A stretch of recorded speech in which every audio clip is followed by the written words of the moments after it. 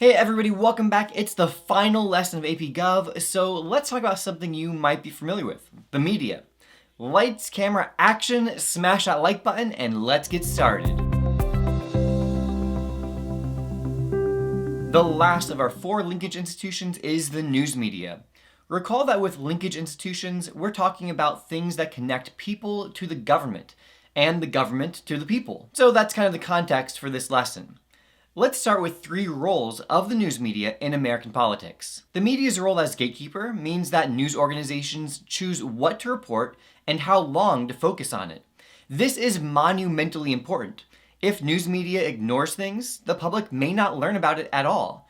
But if they report on something incessantly, it will likely become more important in the public consciousness. So the news media heavily influences what political issues the public focuses on, which is significant in agenda setting. Here's how it works. The news media reports on an issue a bunch, let's say mass shootings, for example.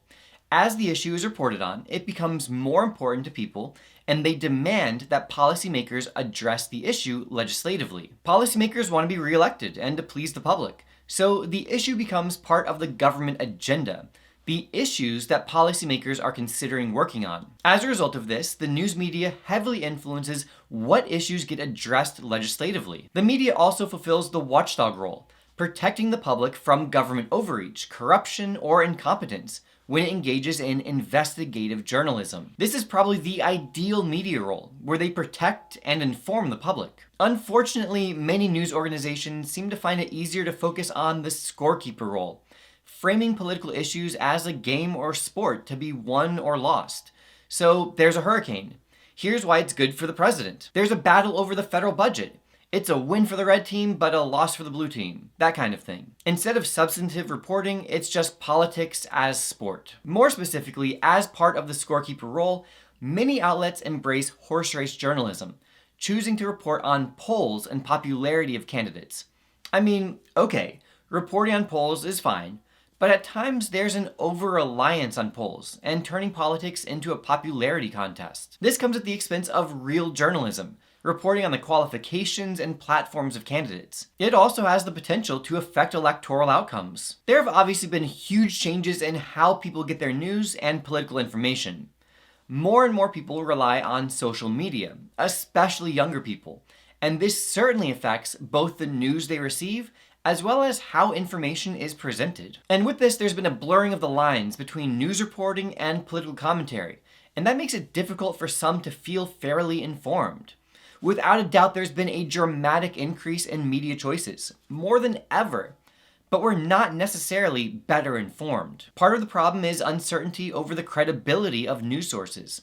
I don't think I need to tell you that there has been a lot of discussion about fake news in the last few years, and debates over media bias. In recent years, more and more outlets seem to proudly wear their bias on their sleeve, which again can potentially lead to people being less informed. With this, there's been a rise in ideologically oriented programming, which is basically news that's targeted to specific people, be they conservative, liberal, alt-right, progressive, what have you. And this also has that same effect of reinforcing existing beliefs. They likely report on completely different stories.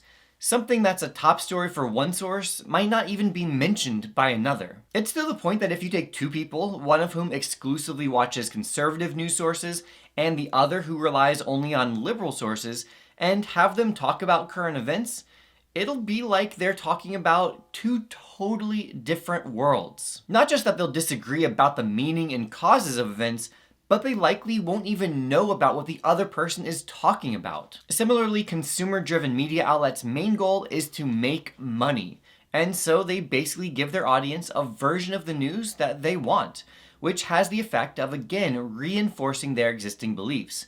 Since they're trying to draw and keep an audience, they likely focus on more dramatic stories, designed to stoke the emotions of their viewers, as opposed to informing them as well as they can. The goal is views, clicks, and engagement, and ultimately, money, not enriching democracy. Similarly, the goal of social media platforms is to maximize engagement and, in turn, ad revenue. The almighty social media algorithms are masterful at finding content to keep you engaged and your eyeballs on the screen. Unfortunately, fear and anger lead to lots of engagement, so social media is happy to give you plenty of both. Additionally, it's very easy for you to get into an ideological social media bubble, unattached to alternate perspectives, even as your own biases are being continuously reinforced and becoming even more entrenched and perhaps extreme. I'm not saying we're officially in the era of groupthink and Orwellian thought police, but I'm also not saying it. And I think that's the perfect happy thought to conclude AP Gov on. Until next time, this has been a Money production. One last time, I just want to thank you so much for supporting me and my channel. I can't tell you how much I appreciate it and what it means to me. You already know I have tons of review videos and everything you need to get ready for the mocks and for the AP exam, so don't go anywhere. And for real, if you haven't checked out the Ultimate Review Packet, what better place than here? What better time than now? You won't regret it. Top-notch study guides, multiple choice practice, and 3 full-length practice tests. Check it out. And I will see you in the review videos.